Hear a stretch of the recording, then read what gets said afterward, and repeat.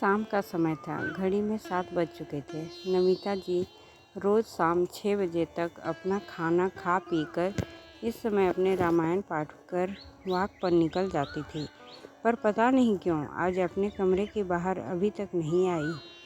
उनकी 10 वर्षीय पोती सभी 2-3 बार कमरे में आकर देख भी चुकी थी।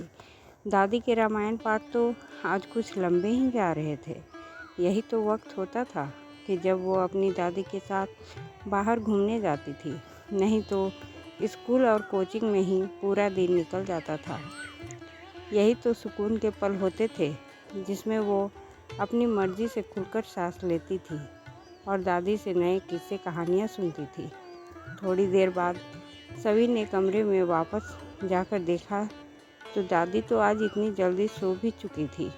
एक बार तो सोचा कि दादी को जाकर उठाएं, पर ऐसे किसी को नींद से जगाना अच्छा नहीं होता। सोचकर दरवाज़ा धीरे से बंद कर बाहर चली आई। हॉल में आकर टीवी चालू कर बैठ गई। इतने में उसकी मम्मी शिखा अपने कमरे से निकल कर आई और बोली, अरे सभी बेटा, तुम यहाँ टीवी देख रही हो, आज घूमने नहीं गई? नहीं मम्मा, दादी आज जल्दी सो गई, सभी ने उदास होते हुए कहा। आज मम्मी जी जल्दी सो गई, क्या बात हुई होगी? बेटा उनकी तबीयत तो ठीक है, उन्होंने कुछ कहा? नहीं मम्मी, मैं जब उनके कमरे में गई थी तब दादी सो चुकी थी। अच्छा चलो ठीक है, तुम टीवी देखो, कहकर शिखा अपने कमरे में आ गई। कुछ देर बाद उसका पति अनुज भी घर आ गया। सभी को टीवी देखते हुए देखकर बोला, अरे सभी बेटा, घूमने नहीं गई आज, टीवी देख रही है?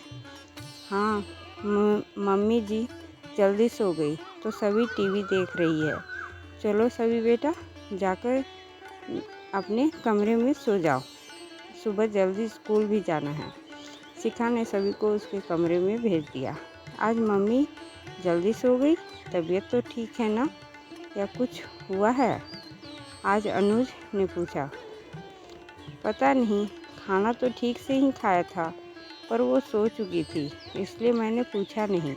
और आज दिन में मौसी जी मिलने आई थी, सब कुछ नॉर्मल ही था, उन्होंने भी ऐसा कुछ नहीं कहा। हाँ, मैं कुछ देर के लिए सभी को लेने बाहर गई थी, जब लौट कर आई तो मौसी जी जा चुकी थी। उस समय कुछ हुआ हो तो पता नहीं। ठीक है, उन्हें सोने दो, डिस्टर्ब मत करना, कल सुबह बात करते हैं। फिलहाल मेरे लिए खाना लगा दो, बहुत ज़ोर से भूख लगी रही। अनुज ने कहा तो शिखा रसोई में खाना लेने चली गई। अनुज हाथ मुंह धोकर खाना खाने बैठ गया। रोज़ की तरह अनुज सुबह उठा तो देखा नमिता जी पूजा कर रही थी। अनुज अपनी चाय पीकर कुछ देर न्यूज़पेपर पढ़ने गया।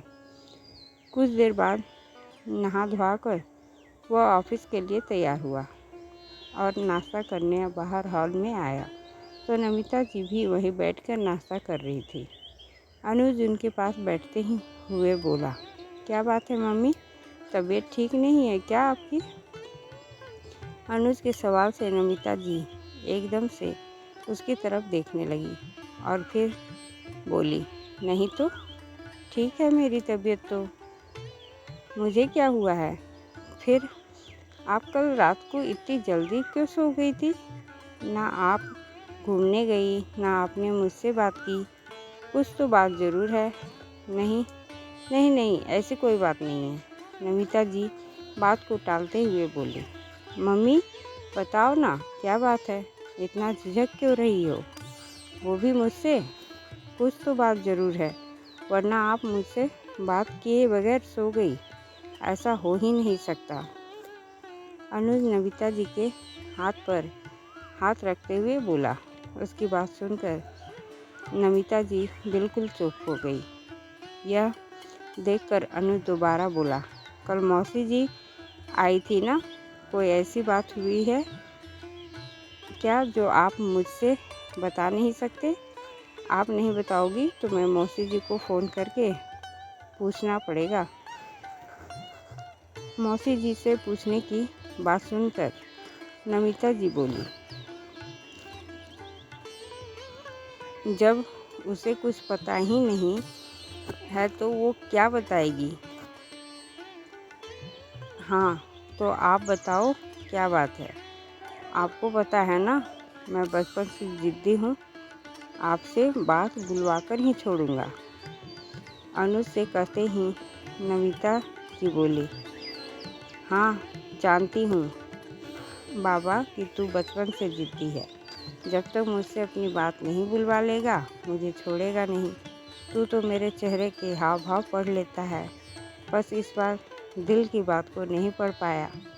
कहते कहते नमिता जी उदास हो गई। यह देखकर अनुज हैरान हो गया और उनके पैरों के पास बैठते हुए बोला, मम्मी कभी कभी है ना, बच्चे भी नहीं समझ पाते हैं, कुछ बातें बोल देनी चाहिए। इसका इंतज़ार नहीं करना चाहिए कि कोई हमारे दिल की बात को आगे से पहचानेगा। तो अब बताओ क्या बात है? अनुज की बात सुनकर नमिता जी कुछ देर खामोश हो गई, फिर कुछ सोचकर बोली, बेटा मुझे भी हाथ खर्चे की ज़रूरत होती है। नमिता जी की बात सुनकर अनुज हैरान रह गया और फिर बोला, मम्मी सब कुछ आपका ही तो है, मैंने कभी नहीं टोका आपको किसी चीज़ के लिए। आपने जो चाहा मैंने ला कर दिया, क्या सिखाने? अरे नहीं नहीं, मेरी तो बहू भी बहुत अच्छी है, कभी किसी चीज़ के लिए इनकार नहीं करती। पर क्या मम्मी, खुलकर तो बोलिए।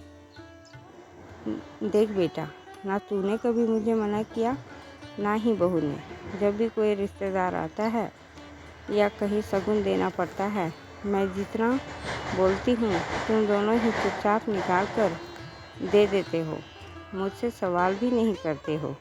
लेकिन कल एहसास हुआ मुझे कि मेरे पास भी हाथ खर्च होना चाहिए। जब मौसी आई और बहू कुछ देर के लिए सभी को लेने स्कूल चली गई, पीछे से मौसी को अचानक निकलना पड़ा, तो कल मेरे हाथ बिल्कुल खाली थे।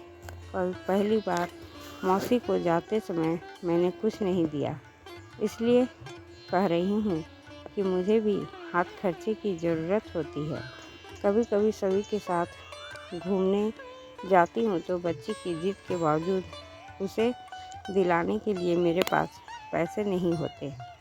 बार बार तुम लोगों से मांगने से अच्छा है कि अगर मेरे हाथ में कुछ पैसे हो तो मैं अपने पास ही निकाल कर दे दूँ। नमिता जी की बात सुनकर अनुज बिल्कुल खामोश हो गया। वहीं शिखा भी दरवाजे पर खड़ी उनकी बातें सुन रही थी।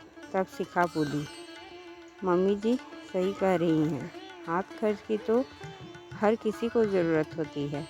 हमने तो इस बारे में कभी सोचा ही नहीं। हर बार मम्मी जी के साथ या तो मैं होती हूँ या तो आप होते हो।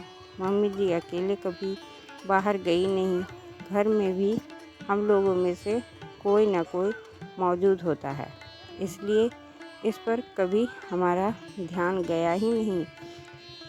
माफ़ करना मम्मी, इस तरफ तो हमारा ध्यान ही नहीं गया, हम तो भूल ही गए थे कि आपको भी हाथ खर्चे की ज़रूरत होती है। अब से हम ये गलती नहीं करेंगे।